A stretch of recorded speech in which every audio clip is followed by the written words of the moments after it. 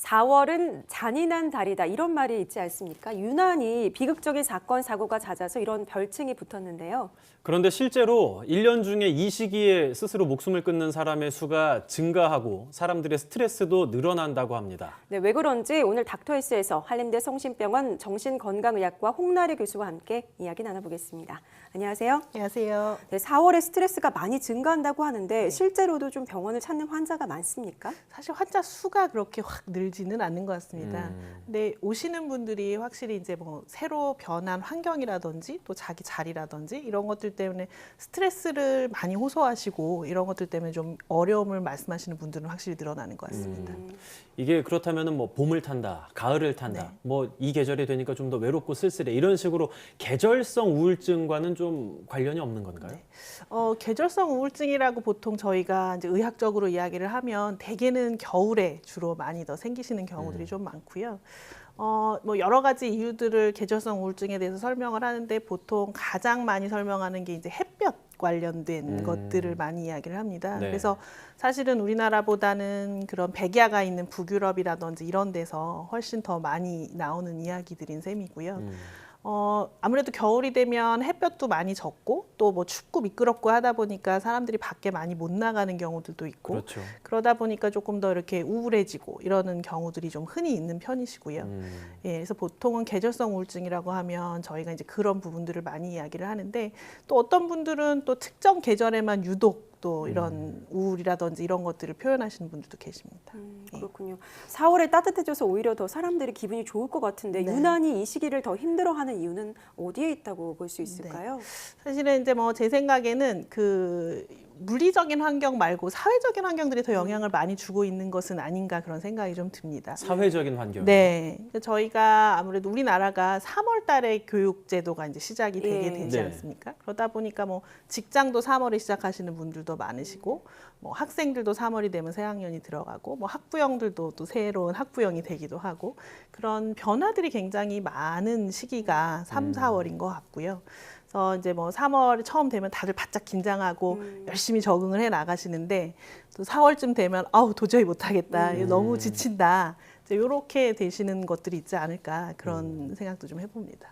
일단은 뭐 3월이 되면서 새로운 환경이 시작이 됐는데 네. 한 달 정도는 정신없이 지나가다가 네. 4월이 되면서 이제 누적되고 더 이상 버티기가 힘들어졌을 때 뭐 네. 스트레스가 극도에 달한다 뭐 이런 말씀을 해주셨는데 네네. 이런 스트레스를 관리하지 못하게 됐을 땐 어떤 식으로 표출이 될 수 있을까요? 보통 이제 스트레스라 그러면 이제 심리적인 것들 많이 생각을 하시다 보니까 뭐 우울, 불안 이런 이야기들을 많이 하시는데요.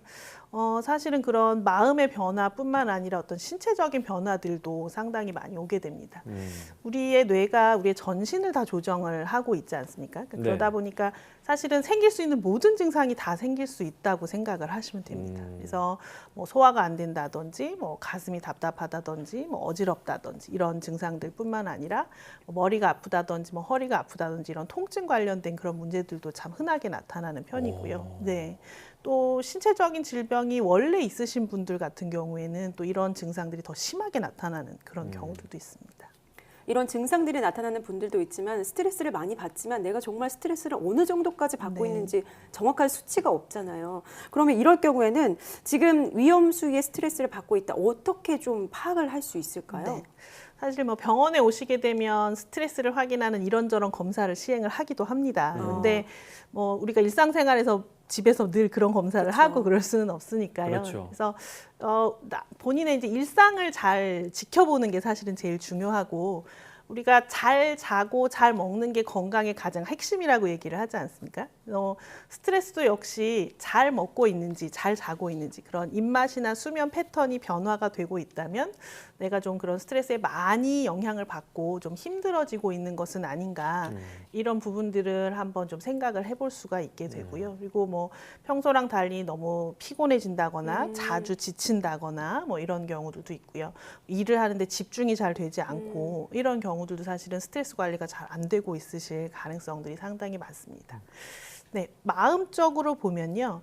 뭐 행복감이라든지 만족감, 우리가 살면서 얼마나 지금 내 삶에 만족하고 있는지 또 내가 나에 대해서 얼마나 자신감을 가지고 있는지 이런 것들이 평소랑 달리 좀 저하되는 것 같은 그런 느낌을 받게 된다면 그때는 좀 염려를 해야 되는 그런 상황이 있을 것 같고요. 네, 사실은 더 궁금하실 거는 이제 어떤 상황이 나를 힘들게 하느냐보다 언제 그럼 병원에 가야 되느냐 네. 그 부분이 사실 제일 궁금하실 것 같은데요. 일단 그런 증상들이 뭐 가볍게 잠깐 있고 넘어가면 상관이 없는데 네. 그런 증상들이 너무 오래 간다거나 뭐 내 생활에 방해를 줄 정도가 된다거나 그렇게 된다면 병원을 한번 찾아서 상담을 받아보시는 게 좋을 것 같습니다. 사실 요즘 많은 분들이 뭐 인간관계도 힘들고 일하는 네. 것도 힘들고 뭐 직장을 구하는 것도 힘들고 네. 생활 속 모든 요소에서 스트레스를 받기 때문에 만성적으로 지쳐 있잖아요. 맞아요. 예, 그래서 이제 자신이 얼만큼 스트레스를 받았는지를 측정하고 그런 걸 또 알아야 관리하는 방법도 네. 좀 생각을 해볼 텐데 네. 저희가 스트레스 관리법을 준비를 해봤는데 한 3개 네. 정도 있다고요. 화면으로 함께 일단 만나보시죠. 네. 네, 스트레스 관리 비법. 첫 번째. 자, 우리는 다른 사람, 서로를 인정하자. 이렇게 나오네요. 네. 이건 어떤 의미인가요? 사실 스트레스라 그러면 다른 무엇보다도 사람과 사람과의 관계가 사실은 제일 그렇죠. 영향을 네. 많이 주지 않겠습니까? 그래서 뭐 우리가 새로운 사람들하고 사귀기 시작을 하면 그 사람들하고 익숙해져 가는 게 스트레스고 예. 또 잘 아는 사람들하고 관계를 가질 때는 내가 저 사람을 너무 잘한다고 하는 행동들이 또 서로에게 상처를 주게 되는 그런 경우들도 생기고요. 그래서 사실은 사람과 사람의 관계에서 스트레스를 가장 줄일 수 있는 가장 중요한 핵심이라고 할 수 있는 것은 좀 서로의 다름을 인정해 주는 게 아닌가 그런 생각이 듭니다. 내 기준에 맞춰서 상대방을 거기에 틀어 맞추려고 하다 보면 더 섭섭해지고 속상한 상황도 참 많아지고요. 그래서 저 사람은 나랑은 다른 사람이니까 저 부분들은 내가 또 그만큼은 인정해 줘야 되는구나. 또 저 사람도 나의 다른 이런 부분을 인정해 주겠구나. 이렇게 생각을 하는 것들이 스트레스를 관리하는 데 좀 중요한 부분일 것 같습니다. 그렇군요. 물론 내가 상대방과 다르다라는 걸 인정한다고 상대방이 똑같이 해주진 않으니까 스트레스가 생길 수도 있지만 근데 뭐 예. 차츰차츰 해 나가면 우리가 더 좋아지지 않을까요? 일단은 뭐 내가 상대방과 다르다는 걸 아는 만큼 그만큼 스트레스 관리는 할 수 있을 네. 테니까요. 두 번째 방법도 한번 살펴봐야겠습니다. 네. 자, 스트레스 관리 비법 두 번째인데요. 스트레스 리듬을 관리. 타서 스트레스를 관리를 하나요? 이게 네. 어떤 방식이죠? 네. 아까도 말씀드렸던 것처럼 이제 뭐 3, 4월에 많이들 힘들어지시는 게 이제 환경이 변한다거나 뭐 내가 생활해야 되는 그런 어떤 패턴이 변한다거나 이런 상황에서 스트레스들을 참 많이 느끼시게 되는 경우가 많은데요. 근데 그렇게 막 열심히 주중에 열심히 일하고 이렇게 네. 패턴을 맞췄다가 사람이 너무 지치다 보니까 또 일요일에는 또 퍼져버리게 되고 또 쉴 때는 또 너무 늘어져 버리게 되고 이런 것들이 자꾸 반복이 되다 보면 사실은 적응하는 것들이 더 힘들어지는 경우가 많습니다. 그래서 그런 내가 바뀐 환경에 가장 빨리 적응하는 방법은 그 환경에 빨리 익숙해지는 거고요. 예. 빨리 익숙해지려면 사실은 그 환경에 가장 오래 있는 것이 사실은 더 익숙해질 수 있기 때문에 네. 뭐 휴일이라든지 이런 때라고 너무 늘어지시지 마시고 적절한 리듬을 계속 그 새로운 생활에 맞춰서 생활을 해나가신다면 훨씬 더 적응해 나가는데 더 도움이 되실 수 있을 것 같습니다. 그렇군요. 자, 그럼 이제 세 번째 한번 살펴볼까요? 세 번째 방법 함께 보시죠. 네, 괜찮아, 잘 될 거야. 내 마음 다스리기. 이거는 마음을 다스리는 그런 말로 이제 하는 건가요? 네, 사실은 변화에는 당연히 적응할 시간이 필요한데요. 우리가 조급하게 생각하다 보면은 왜 난 이렇게 못하고 있지? 왜 아직도 적응을 못하고 있지? 왜 아직도 스트레스 받고 있지? 이런 생각을 하면서 사실은 그 생각에 더 스트레스를 받게 되시는 경우가 많거든요. 예. 어떤 사람도 사실은 처음부터 잘할 수 있지는 않죠. 그래서 그런 시간을 두고 천천히 익숙해져 가고 천천히 좀 더 잘하게 될 수 있는 그런 것들을 우리가 좀 기다려주고 나도 이렇게 잘하고 있구나. 지금 내가 차츰차츰 도달해 가고 있구나. 이런 마음을 가지면서 너무 조급해하지 마시고 좀 스스로를 다독여 주실 수 있다면 좀 더 스트레스를 덜 받으시지 않을까 그런 생각이 듭니다. 네. 네. 이런 방법들을 좀 참고해서 스트레스 관리를 좀 잘 해나가셨으면 좋겠네요.